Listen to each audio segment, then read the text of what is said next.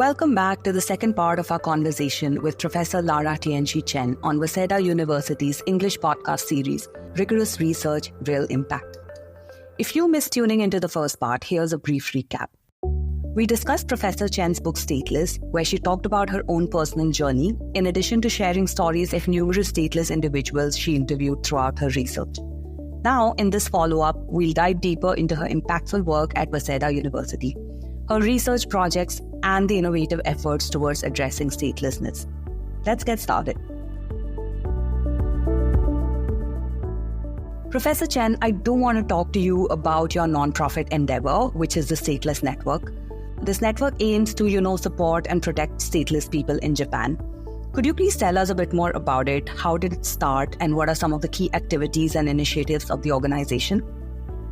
The Stateless Network is an organization that supports stateless people, and it was founded in January 2009 to join with stateless people and taking seriously the trouble they face and to work toward creating a society where people would not face discrimination for not possessing a nationality.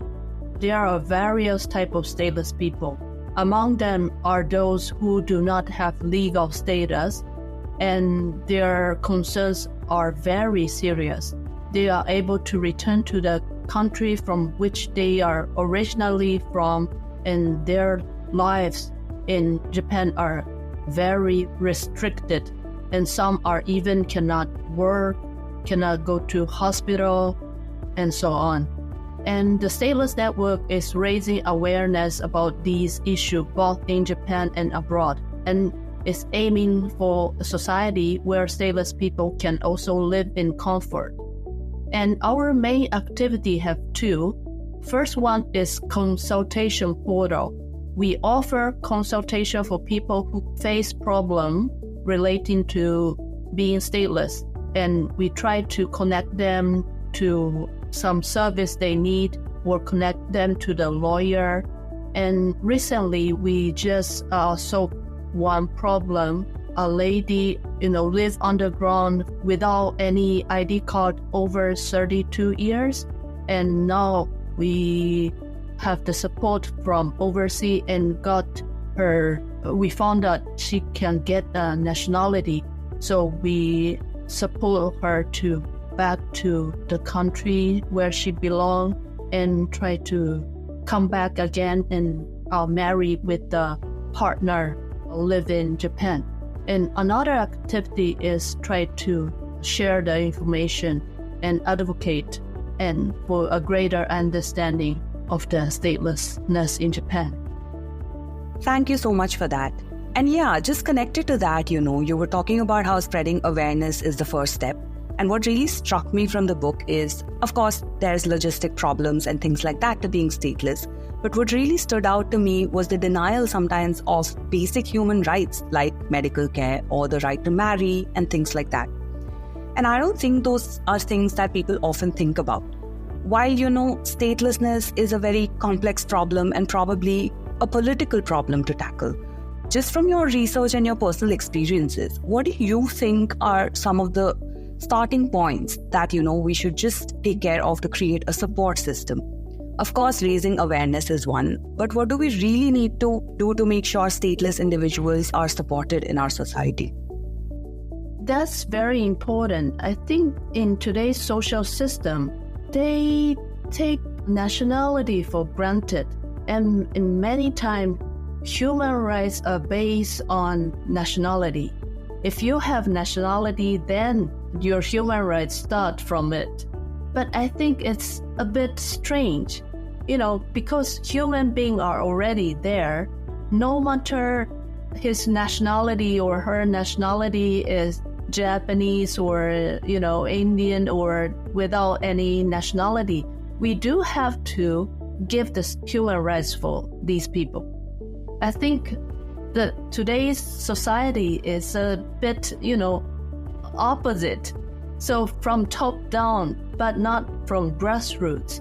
As an anthropologist, I try to, face one by one every individual and support what they need. When they say they need health care, we try to connect them to the people providing health care. And when they say they want to get married, we try to find the information for people without, nationality still can have the stable marriage or to end up have their goal. I think that's very important as a human being to see every individual to have equal rights. That's what I'm trying to do, not to see every individual from top down and give the nationality, then your human rights start. That's opposite from what I'm thinking. I think that's very well explained, actually, and I think is really relevant. In today's world, we have so much globalization and a lot of conflict. So there's a lot of migration, people being displaced or people moving for opportunities just around the world. And so I think this is something that people do need to be aware of, especially what you're talking about, which is human rights starting from the grassroots level, just because, we are humans first. So, you did talk about the support that this group is giving. What I also wanted to ask is, what are some of the models or some innovative approaches one could take, just based on your research or based on what you've observed? What could some of these models be to, address statelessness, whether that's at a small level or even a slightly broader level? Oh, so you mean in society or to raise awareness? Yes, I mean to raise awareness and to provide a support system. So, what kind of models or what kind of things can be built to create a structure for this? Okay. Yeah, as I mentioned, we have the legal consultation platform. And another thing I think we are very good in is to establish the student group, which called Stateless Network Youth Group. Stateless Network Youth will visit the Tawau, where are many stateless kids living, and also to the island where the Bajau Lao people, the stateless people living, and have the cultural exchange, or they will support those stateless kids. And we emphasize students to do this field work and contribute to support these stateless kids. And in the end of these field work and activity, our students are inspired, and they publish picture book called Rainbow Pendant, based on my life story, to try to let more stateless kids, let them to not to be shamed as the stateless, but rather to have their power from themselves. This is one, good case that starting from student. And another case is student produced the game based on the stateless.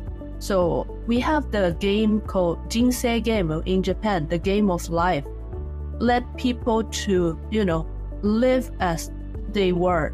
So students produced this stateless version of the game, and this advocate people to let more people to know about the real life of stateless through the game and also through the picture book. That I think these are very helpful. Thank you so much for that. I'd also like to know a little bit about your personal experiences. Just going back to what you talked about in the book, what I found really interesting is you mentioned that you made a film, and that was one of the first things that you did. Can you tell us a bit about that experience, just deciding to create a film about this, and also what you learned from it, or if there were any challenges? Actually, I think reading the theoretical article is not many people would like to do, but film is more easier, I think that is more effective than writing thesis. That's why I decided to film people. But actually, filming is not easy as well, I found out. So I visit people in Brunei, in Malaysia, and also in Philippines, and try to talk with them. But through this project, I do have to build trust between them. So in order them to show their face or show their real life, and I do have to go into deep and deeper to their living and experience. Sometimes may hurt them, but fortunately they trust me and they're willing to support and willing to show their face and share their story. I think this will be very attractive for the people to see that, watching it. That's more, you can feel it by watching documentary. I think it's very effective way. That's very interesting. And another sort of related question I wanted to ask is about your book. So what is your favorite part of the book Stateless? Something you enjoyed writing about or you thought was something that you would be very excited to share? I don't enjoy writing, actually. It's very hard for me to write something. It's not easy to write a book. I spend a lot of time to write a book, so I'm not enjoying that. But I do feel the responsibility to share the story of every individual who I interview, because they trust me and wanted to share their life with me.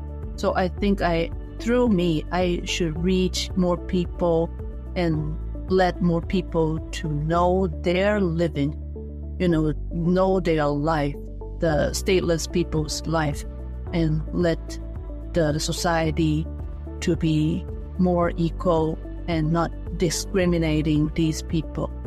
That's what I wanted to do, and end up I published. So another thing that I found very intriguing and I wanted to talk to you about is your decision eventually to take up Japanese citizenship. And in your book, you do talk about how that was a bittersweet experience for you, because you were giving up on this identity you held for a large part of your life, but you also really needed to do this. So can you talk a little bit about that decision and maybe how you felt through that? That is a good question. I was very hesitant to naturalize when I was young, but end up I did naturalize because I, as a anthropologist, I use myself as a case to see if one person, a stateless person, to get to naturalize and get a nationality, will the individual will change or not? I mean, the identity will change or not? How people perceive me will change or not? Or how government perceive me will change or not? And it is one reason I decided to naturalize and document all the procedure. And second is more, practical reason. In order to go to Brunei to do my research on stateless people, I applied the visa to enter Brunei, but I couldn't get the visa because I was stateless. End up, I decided to naturalize and get a Japanese passport. And when I had the Japanese passport, then it was easy for me to, go and do the research on stateless people. So this is two reasons I decided to naturalize. We really appreciate you sharing this personal story with us. I mean, I know it could not have been an easy decision to make, and also it really sheds light on the dilemma many might face. So yeah, before we close, I would actually like you to share just one thing from the book or from this conversation that you would like our listeners to take away. So if there was one thing you would want them to keep in mind, what would that be? I think one cannot choose where to born, which country to born, or also cannot choose which parents they to be born. But nationality is almost always determined by it. And today, like globalization, as what you say, migration and globalization create some people with multiple nationality and some without any nationality. So I began to think about what is nationality. In this globalization, is nationality still valid? I think it is not right to have human rights only when you have nationality. People should have human rights whether they have nationality or not. So stateless people should treat equal. That's what I want to share with you. Thank you. With this, we come to the end of our conversation with Professor Chen. Professor Chen, thank you for this enlightening discussion. It was indeed a pleasure talking to you and learning so much about a topic that is so important yet so under the radar. We wish you all the best with your work and all you've set out to achieve. And thank you, listeners, for joining us today. We hope this episode helps you understand the complexity of the issue and the challenges faced by stateless individuals, besides the incredible work being done to advocate for their rights. For more such stories and insights from the corridors of Waseda University, don't forget to subscribe and tune in to the next episode on Rigorous Research, Real Impact. Until then, take care and stay curious.